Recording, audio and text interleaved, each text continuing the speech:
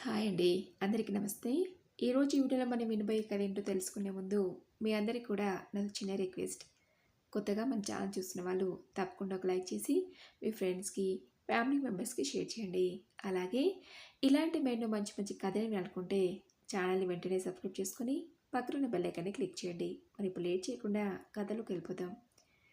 సాయం సంధ్యవేళ కావటంతో కాసేపు చల్లగాలికి సేద తీద్దామని రోజులాగే పార్కుకొచ్చి పార్కు చుట్టూ ఓ రౌండ్లు వేసి అలసిపోయి ఆ పక్కనే ఉన్న ఓ సిమెంట్ బెంచిపై కూర్చున్నారు స్నేహితులిద్దరూ, రాఘవ, శ్రీనివాసరావు. కాసేపు రోజువారీ ముచ్చట్లు, రాజకీయాల గురించి మాట్లాడుకుని ఇంటికి బయలుదేరిపోతూ శ్రీనివాసరావు ఫోన్ మోటంతో, ఉండరా, ఏదో ఫోన్ వస్తుంది, మాట్లాడాక వెళ్దామని ఫోన్ తీసి చూసేసరికి శ్రీనివాసరావు చిన్న కొడుకు వాసు దగ్గర నుండి ఫోన్. కొడుకుతో మాట్లాడుతున్న సమయంలో శ్రీనివాసరావు మొహ కదలికలు మారిపోవటం ఆ పక్కనే ఉన్న తన స్నేహితుడు రాఘవ గమనించకపోలేదు. ఫోన్లో కొడుకడిన ప్రశ్నలకు ఏదో మొక్కుబడిగా సమాధానం చెప్పి, సరే ఇక ఉంటారా అని చెప్పి ఫోన్ పెట్టేశాడు శ్రీనివాసరావు. ఏరా, ఎవరు ఫోన్లో? ఇంకెవరై ఉంటారు, నీ చిన్న కొడుకు వేణే అయి ఉంటాడు అని ప్రశ్న వేసి జవాబు కూడా తానే చెప్పాడు రాఘవ. తెలిసిన తర్వాత కూడా ఎందుకు రాడటం అన్నాడు శ్రీనివాసరావు. స్నేహితుడి మాటలకు మౌనంగా ఉండిపోయాడు రాఘవ. కాసేపటి తర్వాత మళ్ళీ రాఘవనే, ఏమంటున్నాడు? మళ్ళీ ఇళ్ళమ్మని బలవంతం చేస్తున్నాడా? అమ్మనని ఖచ్చితంగా చెప్పలేకపోయావా? నీకు సూటిగా జవాబు చెప్పడానికి ధైర్యం చాలకపోతే ఫోన్ నాకివ్వాల్సిందే, నేను చెప్పేవాని కదా. ఉన్నొక్క ఇల్లు అమ్మేసి మీ నాన్నని రోడ్ను పడమంటావా అని. అయినా ఎందుకు రాయిలా నాడ్చటం, ఇల్లు అమ్మటం ఇష్టం లేదని చెప్పి నీ దారి నువ్వు ప్రశాంతంగా ఉండగా అడిగాడు రాఘవ. అందుకు శ్రీనివాసరావు, ఎలా చెప్పగలను? ఇప్పుడు కాకుండా రేపు నేను పోయాకైనా ఇంటిని అమ్మాల్సిందే కదరా. అదేదో ఇప్పుడే అమ్మేస్తే ఆర్థిక ఇబ్బందులు ఉన్న వాళ్ళకి ఆసరాగా ఉంటుందనేది నా కొడుకులిద్దరి ఉద్దేశం అన్నాడు శ్రీనివాసరావు. వాళ్ళకేవో అవసరాలు ఉన్నాయని ఇంటిని అమ్మమంటున్నారు సరే, ఆ తర్వాత నీ పరిస్థితి ఏంటి? నాన్న ఎక్కడ ఉంటాడన్న ఆలోచన వాళ్ళలో ఏ ఒక్కరికైనా ఉందా అడిగాడు రాఘవ. అదేంట్రా అలా అంటావు? ఉంది కాబట్టే కదా ఇలా అమ్మేసి వచ్చి వాళ్ళ దగ్గర ఉండమంటున్నారు అన్నాడు శ్రీనివాసరావు. అందుకు రాఘవ, ఇంటిని అమ్మేశాక తప్పదు కాబట్టి రమ్మంటున్నారు. చెల్లెమ్మ పోయి 4 సంవత్సరాలైంది. అమ్మ లేకుండా నాన్న ఊళ్ళో ఒంటరిగా ఎలా ఉంటున్నాడో ఏంటో అని ఏ ఒక్కరైనా నిన్ను వాళ్ళ దగ్గరికి రమ్మని అడిగారా అడిగాడు రాఘవ. ఇప్పటి నుంచే పిల్ల మీద ఆధారపడటం ఎందుకని నువ్వే అంటావు కదా. వాళ్ళు రమ్మని పిలిచినా నేను వెళ్ళి ఉండేవని కాదు, ఆ విషయం నీకు తెలుసు కదరా అన్నాడు శ్రీనివాసరావు. నువ్వు వెళ్ళకున్నా నేను చూసుకోవటం పిల్లలుగా వాళ్ళ బాధ్యత కాదా? ఇందుకి ఏం నిర్ణయించుకున్నావు అడిగాడు రాఘవ. స్నేహితుడిన ప్రశ్నకి శ్రీనివాసరావు కాసేపు మౌనంగా ఉండి, ఇంటిని అమ్మేద్దామని నిర్ణయించుకున్నాను. ఇప్పుడు కాకపోయినా ఇంకో నెలకైనా నేను పిల్లల పంచన చేరాల్సిందే కదా. అదేదో వాళ్ళు రమ్మని పిలిచినప్పుడు వెళ్తే నాకు కాస్త గౌరవంగానే ఉంటుంది. అలాగే ఇంటి నమ్మగా వచ్చిన డబ్బు వాళ్ళ అవసరాలకి ఉపయోగపడుతుంది అన్నాడు. అనుభవం అయితే తప్ప ఎంత చెప్పినా నా మాట వినవు కదా.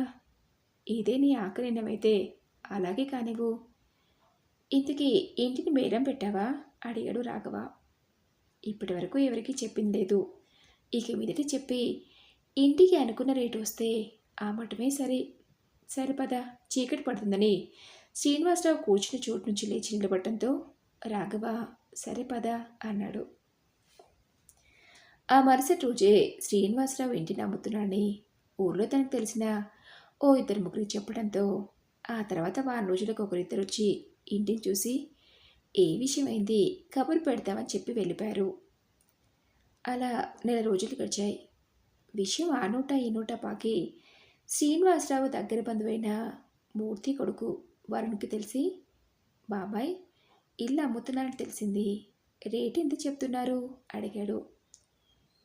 శ్రీనివాసరావు ఇంటికి తను నిర్ణయించిన ధర చెప్పి, అవును వరుణ్, ఈ మధ్య హైదరాబాద్లో ఏదో కంపెనీలో ఉద్యోగం చేస్తున్నామని తెలిసింది, ఇప్పుడు అక్కడి నుంచి వస్తున్నావా అడిగాడు. లేదు బాబాయ్, నెలంతా కష్టపడినా ఆ కంపెనీ వాళ్ళు ఇచ్చే జీతం ఇంటికి అద్దె కట్టడానికి, తిండి ఖర్చులకే సరిపోతున్నాయి. పిల్లలిద్దరూ స్కూల్‌కి వెళ్ళేవాళ్ళయ్యారు. అక్కడొచ్చే జీతంతో వాళ్ళనెలా చదివించేది? అందుకే మన ఊర్లోనే ఏదైనా పని చేసుకుందామని నెల క్రితమే వచ్చాను బాబాయ్. చిన్నప్పుడే అమ్మ నాన్న పోయి అనాథని కాకుంటే అందరిలా నేను గొప్ప చదువులు చదువుకునేవానేమో. కానీ నా దురదృష్టం ఏంటో చిన్నప్పుడే నా తల్లిని తీసుకెళ్ళి నన్ను అనాథని చేశాడా భగవంతుడు. ఎవరో చెప్తే తెలిసింది బాబాయ్. మీరింటిని అమ్మేసి అన్నయ్యల దగ్గరికి వెళ్తున్నారని. ఈ మధ్య ఏదైనా వ్యాపారం చేసుకుందామని లోన్‌కి అప్లై చేశాను బాబాయ్. శాంక్షన్ అయింది. మరో నెల రోజుల్లో డబ్బు చేతికొస్తుంది. మీ ఇల్లు రోడ్డుకు దగ్గరగా ఉండటంతో ఇంటి ముందున్న ఖాళీ స్థలంలో ఓ షట్టర్ వేయించి ఏదైనా వ్యాపారం చేసుకుంటాను అన్నాడు వరుణ్.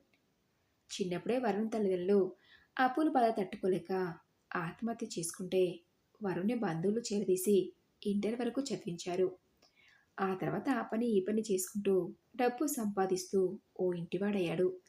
ఎన్ని ఇబ్బందులు వచ్చినా తల్లిదండ్రుల నుంచి వచ్చిన ఇంటిని ఎప్పుడూ అమ్మడానికి సిద్ధపడలేదు శ్రీనివాసరావు. కొడుకులు బలవంతం చేయటం వల్ల తప్పితే శ్రీనివాసరావుకు తన ఇంటిని అమ్మటం అస్సలు ఇష్టం లేదు. ఏదైతేనేం ఎలాగో ఇంటిని అమ్మాలని నిర్ణయించుకున్నాడు కాబట్టి అదేదో అవసరానికి ఉపయోగపడుతుందనుకునే వాళ్ళకి అమ్మేస్తే కొంతలో కొంతైనా నేను వాళ్ళకి సహాయపడినవని అవుతాను కదా అని. సరే వరుణ్, ఇల్లు నచ్చితే ఇంటికి నిర్ణయించిన ధర కన్నా కాస్త తక్కువిచ్చినా పర్వాలేదన్నాడు శ్రీనివాసరావు. అలాగే బాబాయ్, మంచి రోజు చూసుకుని ఇంటికి అడ్వాన్స్ ఇస్తాను. లోన్ డబ్బు చేతికి రాగానే మొత్తం డబ్బిచ్చి ఇంటి నా పేరు మీద రిజిస్ట్రేషన్ చేయించుకుని చెప్పి వరుణ్ వెళ్ళిపోయాడు. అలా 5 రోజులు గడిచాయి. వరుణ్ చెప్పినట్టే ఆ రోజు మంచి రోజు అవటంతో తన భార్యతో సహా వచ్చి రూ. 50,000 అడ్వాన్స్‌గా ఇచ్చి అనుకున్న సమయానికన్నా లోన్ డబ్బులు చేతికి రావడానికి 10 రోజులు ఆలస్యమయ్యేలా ఉంది బాబాయ్. డబ్బు చేతికి రాగానే మీకు కబురు పెడతాను అని చెప్పి వరుణ్ వెళ్ళిపోయాడు. వరుణ్ ఇంటికి అడ్వాన్స్ ఇచ్చినప్పటి నుంచి శ్రీనివాసరావుకు ఇల్లిక తనది కాదనిపించింది. ఆ ఇంట్లో ఉండాలనిపించలేదు. ఆకలేసి తినడం తప్పదు కాబట్టి వేళకింత వంట చేసుకొని తింటున్నాడు కానీ మనసంతా ఏంటో బాధగా అనిపించింది. ఇప్పుడు కాకుండా మరో నెల రోజుల్లో అయినా ఇంటిని పూర్తిగా వరుణ్‌కి అప్పగించాల్సిందే కదా. ఇల్లిక నాది కాదనే బాధను భరిస్తూ ఇక్కడే ఉండడం కన్నా వెళ్ళటం మేలనుకుని మహాలక్ష్మి చనిపోయినప్పుడు తన బంగారం, ఇంట్లో ఉన్న విలువైన వస్తువులని ఇద్దరు కొడుకులకు పంచుకొని పోగా పెద్దగా సామాన్లేమీ మిగలేదు. ఉన్న కొద్దిపాటి సామాన్లు ప్యాక్ చేసి ఇంట్లో ఓ మూలగా పెట్టి తనకున్న 4 జతల బట్టలను సూట్ కేసులో సర్దుకుని బయలుదేరబోతూ ఓసారి తనివి తీరా ఇంటినంతా తిరిగి చూశాడు. శ్రీనివాసరావుకి బాల్యం నుంచి ఇప్పటి వరకు ఆ ఇంట్లో ప్రతి మూల ఓ మధురమైన జ్ఞాపకంతో ముడిపడి ఉండటంతో వాటిని గుర్తు చేసుకున్నాడు. తన చిన్నతనంలో చేసిన అల్లర్లు, పెళ్ళయ్యాక మొదటిసారి తన భార్య మహాలక్ష్మితో అడుగుపెట్టిన క్షణం, పిల్లలిద్దరి బారసాలు, చదువులు, పెళ్ళిళ్ళు, కోడళ్ళకి పురుళ్ళు, మనవళ్ళ పుట్టినరోజు వేడుకలు, ఇలా ఒకటేమిటి ఎన్నో జ్ఞాపకాలు పంచిన ఆ ఇల్లు ఇప్పుడు నాది కాకుండా అయిపోయిందంటూ కంటతడి పెట్టుకుని మరొకరి సొంతమైన ఆ ఇంట్లో ఉండే హక్కును కోల్పోవడంతో భారమైన హృదయంతో హైదరాబాద్లో ఉన్న తన చిన్న కొడుకు వాసు ఇంటికి చేరుకున్నాడు. మామగారు రావటం గమనించిన వాసు భార్య శ్రావణి శ్రీనివాసరావు చేతిలో ఉన్న సూట్ కేసుని తన చేతిలోకి తీసుకుని రండి మావయ్య అని ఇంట్లోకి ఆహ్వానించింది. శ్రీనివాసరావు ఇంట్లోకి అడుగు పెడుతూనే వాసు ఆఫీస్ వచ్చాడమ్మా. ఇల్లంతా ఇలా నిశ్శబ్దంగా ఉంది. పిల్లలింకా స్కూల్ నుంచి రాలేదా అడిగాడు. ఇంకా లేదు మావయ్య, టైం అయింది కదా, వచ్చేస్తుంటారు. ఈలోగా మీరు కాళ్ళు చేతులు కడుక్కొని రండి, కాఫీ తీసుకొస్తానని చెప్పి వంటగదిలోకి వెళ్ళింది. శ్రీనివాసరావు కాళ్ళు చేతులు కడుక్కుని హాల్లోకి వచ్చి కూర్చునేసరికి కాఫీ కప్తో వచ్చి కప్పును మామగారి చేతికి అందిస్తూ మీ ఆరోగ్యం ఎలా ఉంది మావయ్య? మీ అబ్బాయి చెప్పాడు ఇంటికి ఎవరో అడ్వాన్స్ ఇచ్చారట అని. పోనీలేండి, కాస్త ఆలస్యమైనా ఇంటికి అనుకున్న రేటు వచ్చింది. సామాన్ అంతా సర్దేసి వచ్చారా మావయ్య అడిగింది శ్రావణి. అంతగా ఏమున్నాయనమ్మా, మిగిలిన ఆ సామాన్ కాస్త సర్దేసి ఇంట్లో ఓ మూలన పడేసి వచ్చాను. రిజిస్ట్రేషన్ అప్పుడు వెళ్ళాలి కదా, అప్పుడు తెచ్చుకోవచ్చులే అన్నాడు శ్రీనివాసరావు. అవును మావయ్య, అత్తయ్య పోయిన దగ్గర నుండి మా దగ్గరికి వచ్చి ఓ 10 రోజులైనా ఉన్నది లేదు మీరు. ఒక్కరే ఉంటూ ఇంతకాలం కష్టపడిన చాలు మావయ్య. మమ్మల్ని పిల్లల్ని చూసుకుంటూ ఇక నుంచి ప్రశాంతంగా ఉండండి అని టీవీ ఆన్ చేసి శ్రీనివాసరావు తన కాఫీ కప్పును తీసుకుని వెళ్తూ మీరు టీవీ చూస్తూ ఉండండి మావయ్య, పిల్లలు స్కూల్ నుంచి, ఆయన ఆఫీస్ నుంచి వచ్చి టైం అవుతుంది కదా! ఏదైనా స్నాక్ చేసి తీసుకొస్తానంటూ కిచెన్‌లోకి వెళ్ళింది. ఊరు నుంచి బయలుదేరి కొడుకింటికి చేరుకునేదాకా ఇక ఇల్లు ఎప్పటికీ నాది కాదన్న బాధకి కోడలి మాటలు కాస్త ఉపశమనం కలిగించాయి. ఆ తర్వాత కొద్దిసేపటికే వాసు స్కూల్ నుంచి వాసు పిల్లిద్దరూ రావటంతో తన వెంట రఘు కూడా వచ్చాడు. శ్రావణి మీరొచ్చారని ఫోన్ చేస్తేను అన్నయ్యకి ఫోన్ చేశానట. ఆఫీస్‌లో నా పని పూర్తయ్యేసరికి అన్నయ్య రావటంతో ఇద్దరం కలిసే వచ్చాం. ఊర్లో కబుర్లేంటి నాన్నా? ఇంటికి మనం అనుకున్నంత రేటొచ్చిందా? అడిగాడు రఘు. ఇంతలో శ్రావణి భర్తకి, బావగారికి కాఫీతో పాటు వేడిగా పకోడీలు కూడా తీసుకురావడంతో తింటూ మాట్లాడుకుంటున్నారు. రఘు అడిగిన ప్రశ్నకి శ్రీనివాసరావు, ఇంటికి మనం అనుకున్న దానికన్నా ఓ 2,00,000 తక్కువకే అమ్మేశానురా. అయినా మన ఊర్లో ఆ మాత్రం రావటమే ఎక్కువ అన్నాడు. ఎందుకు రావు నాన్నా? మనం అనుకున్న ధర రావట్లేదన్నప్పుడు ఎలాగో ఇంతకాలం ఆగాం కదా! ఇంకొన్నాళ్ళు ఆగితే పోయేది కదా!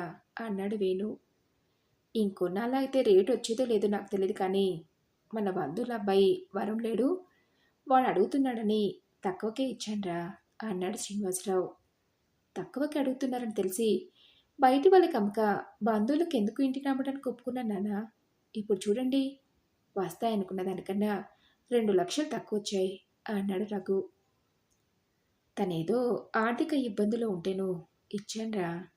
అయినా ఇప్పుడు ఏమైందని అని శ్రీనివాసరావు అనటంతో ఆ సంభాషణ అక్కడితో ముగిసింది. శ్రీనివాసరావు ఇద్దరు కొడుకులు ఉండేది హైదరాబాద్‌లోనే అవటంతో కొన్నాళ్ళు చిన్న కొడుకింట్లో, మరి కొన్నాళ్ళు పెద్ద కొడుకింట్లో ఉంటూ 6 నెలలు బాగానే గడిచాయి. తను ఊరు నుంచి వచ్చిన 2 రోజులకి వరుణ్ ఫోన్ చేసి డబ్బు ఏర్పాటైందని చెప్పడంతో ఊరెళ్ళి ఇంటిని వరుణ్ పేరున రిజిస్ట్రేషన్ చేసొచ్చారు. శ్రీనివాసరావు తనకి నెలలో వచ్చే పెన్షన్ డబ్బులతో కొంత చేతి ఖర్చులకు ఉంచుకుని మిగిలినవి కొడుకులకే ఇస్తున్నాడు. ఇల్లమ్మగా వచ్చిన డబ్బులను ఇద్దరు కొడుకులకు సమానంగా పంచివ్వటంతో దానికి తోడు కొంత ఆఫీసులో లోన్ తీసుకుని ఇద్దరు ఫ్లాట్స్ కొనుక్కున్నారు. అలా కొంతకాలం బాగానే గడిచింది.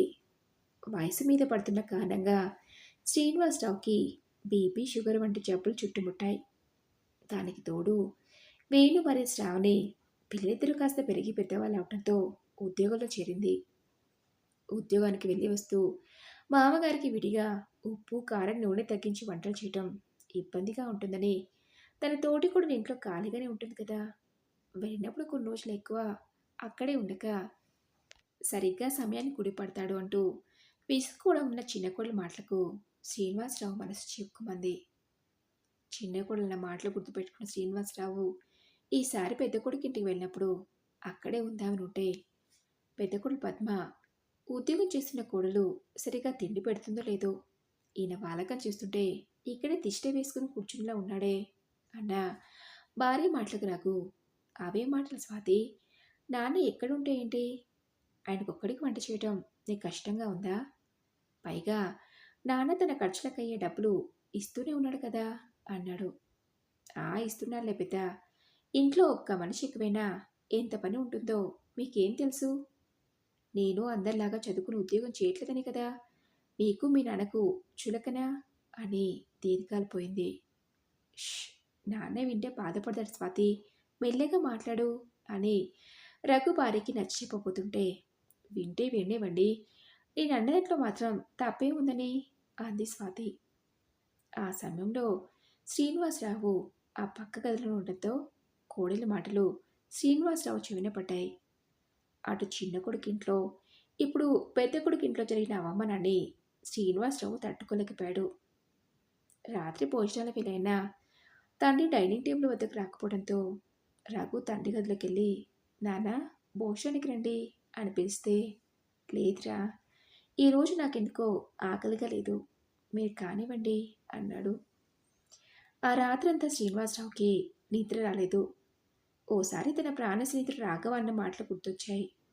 మనిషి ఎప్పుడు తన స్థాన బలముని కోల్పోవద్దు. ఒంట్లో ఓపిక ఉండి ఆర్థికంగా ఇబ్బందులు లేనప్పుడు మన కడుపున పుట్టిన పిల్లకైనా సరే మనం భారం కావడంలో ఉన్న ఇబ్బంది మరొకటి ఉండదు అని. ఆ మరుసటి రోజు ఆదివారం అవటంతో రఘు, స్వాతి ఏదో పని ఉందని బయటికి వెళ్ళారు. శ్రీనివాసరావు చేతిలో సూట్ కేసుతో బయటికి వెళ్తూ రఘు పిల్లలిద్దరిని దగ్గర తీసుకుని ముద్దు చేస్తూ అమ్మా నాన్నలు చెప్పినట్టు విని బుద్ధిగా చదువుకోవాలి అని చెప్పి బయటకు వెళ్ళిపోబోతుంటే ఎక్కడి తాతయ్య వెళ్తున్నావు అని మనవడు అభి అడిగాడు. ఊరికి నాన్న అన్నాడు శ్రీనివాసరావు.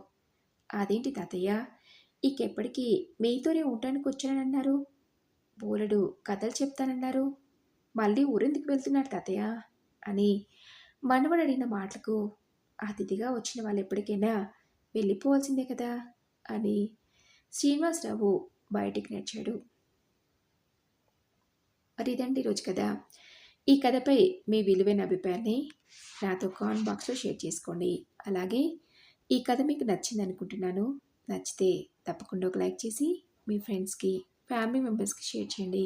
అలాగే ఇలాంటి ఏమైనా మంచి మంచి కథలు అనుకుంటే ఛానల్ని వెంటనే సబ్స్క్రైబ్ చేసుకొని పక్కన ఉన్న బెల్ ఐకాన్ని క్లిక్ చేయండి. నెక్స్ట్ వేలో మరొక మంచి కథతో కలుసుకుందాం. Thank you for listening.